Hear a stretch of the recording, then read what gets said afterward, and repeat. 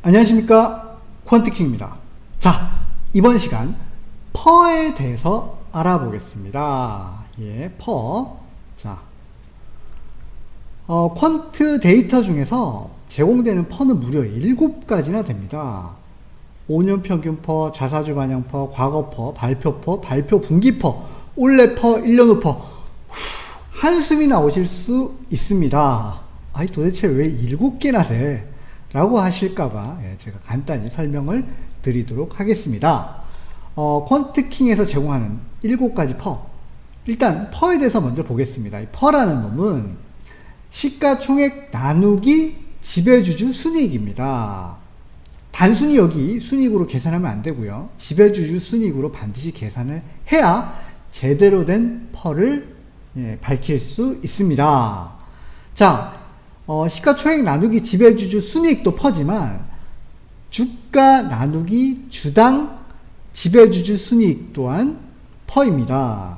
EPS, 주가 나누기 EPS, 주당 순이익이라고 우리가 흔히 얘기하는 이 주당 순이익도 단순히 순이익으로 계산하면 안 되고 주당 지배주주 순이익으로 계산을 해야만 제대로 된 퍼가 나옵니다. 자, 이 퍼 낮으면 낮을수록 좋습니다. PBR하고 비슷합니다. PBR도 낮으면 낮을수록 좋죠. 퍼는 더 쉽게 얘기 드리면 시가총액 나누기 지배주주 순이익인데 이거를 이렇게 보시면 가장 좋을 것 같습니다. 지금 현재 예를 들면 우리가 식당을 운영을 한다라고 했습니다. 그 식당을 운영하는 데 있어서 식당을 100원 주고 샀어요. 그리고 이 식당이 1년에 순이익으로 10원씩 법니다.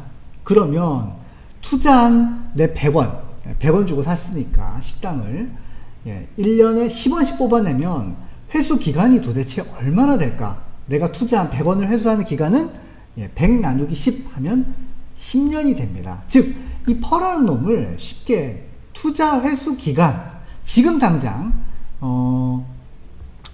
어떤 장사를 한다고 했을 때 지금 당장 그 장사하는 집을 인수를 하고 그게 1년에 10원씩 그래서 합이 10년을 벌면 된다. 이렇게 좀 이해를 하면 쉽지 않을까 싶습니다. 투자 회수 기간이라고 생각을 해주시면 될 것 같고요. 자, 항목은 무려 하나, 둘, 셋, 넷, 다섯, 여섯, 7가지나 됩니다. 아, 더럽게 많네 라고 생각을 하실 수 있는데요.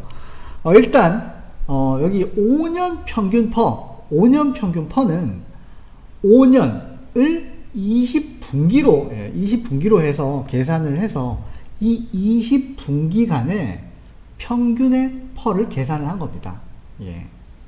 그 다음 자사주 반영 퍼.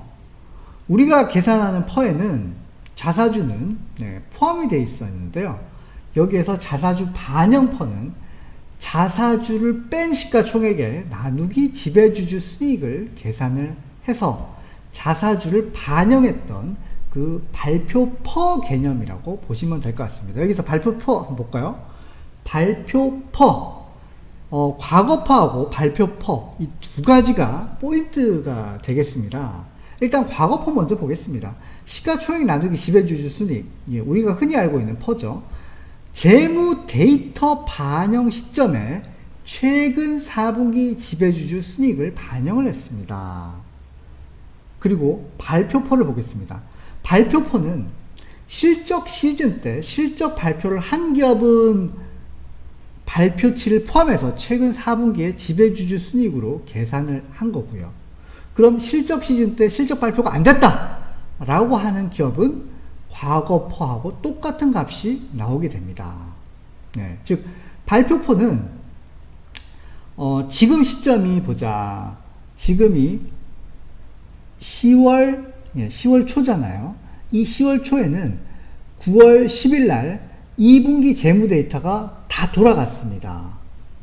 그리고 아직 3분기 실적을 발표한 기업은 삼성전자 정도만 되었고 거의 발표가 되지 않았죠. 그러면 지금 시점에서 보이는 발표퍼는 과거퍼와 동일한 값이 나옵니다.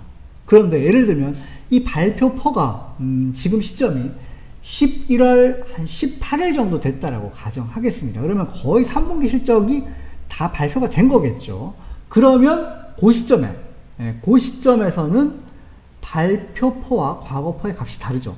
여기서 발표포는 19년 3분기 지배주주 순이익 계산할 때 19년 3분기, 19년 2분기, 19년 1분기, 18년 4분기가 들어가겠죠. 지금 시점이 11월 18일 정도라고 가정하는 겁니다.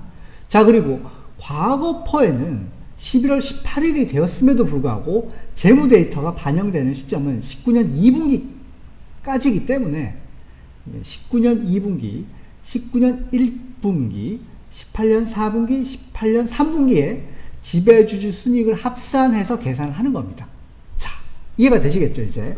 과거포는 단순히 재무 데이터가 반영된 시점이고, 이 발표포는 실적 시즌일 때와 실적 시즌이 아닐 때를 구분을 하고, 실적 시즌일 때는 실적 시즌에서 실적 발표를 한 상황에서는 발표치를 포함한 최근 4분기에 지배주주 순이익이 여기 들어가는 거고, 실적 시즌 때 발표가 안 된 상황이나 그런 상황, 아니면 실적 시즌이 아닌 때, 이럴 때는 과거포하고 똑같은 값이 나오게 된다.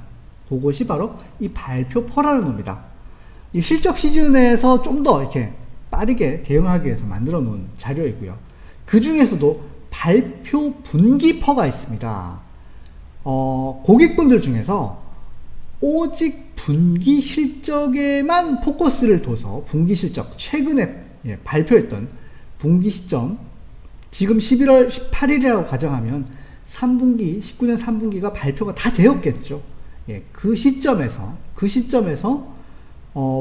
발표 분기, 즉 19년 3분기 지배주주 순위 곱하기 4를 해서 한 분기에서 곱하기 4를 해주는 겁니다. 그래서 발표 분기 퍼를 만들었어요.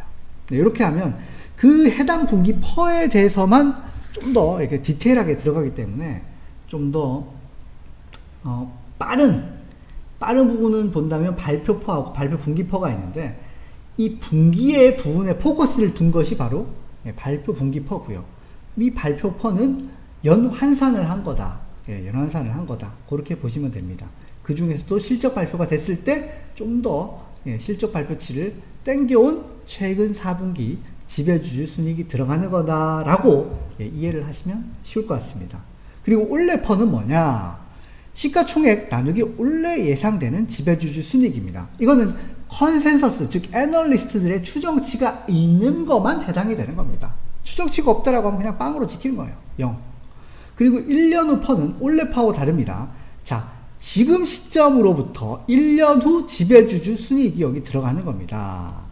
자, 올해, 여기 올해라고 하면 19년이 되겠죠. 그리고 여기 1년 후는 지금 19년에 거의 9개월치가 반영이 된 거고, 9개월치 조금 더 반영이 된 거고, 나머지 2020년에 한 3, 4개월치가 반영이 된 시점, 거기에 1년 후 지배주주 순이익을 계산을 하는 겁니다. 지금 시점부터 계산을 하는 거예요.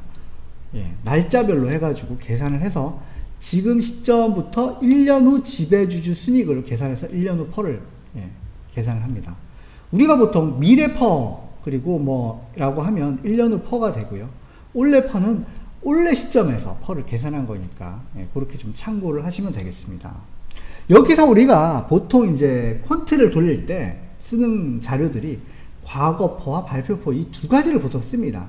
나머지 것들은 퀀트 돌릴 때는 잘 쓰지 않아요. 저의 경우도 과거퍼와 발표퍼 이 두 가지를 거의 쓰고 있습니다. 여기서 밑에 한번 포인트, 과거와 발표에 대해서, 과거는 재무 데이터를 반영한 시점, 그리고 발표는 실적 시즌 중에서 실적 발표를 한 기업에 적용이 된다. 이렇게 보시면 될 것 같습니다.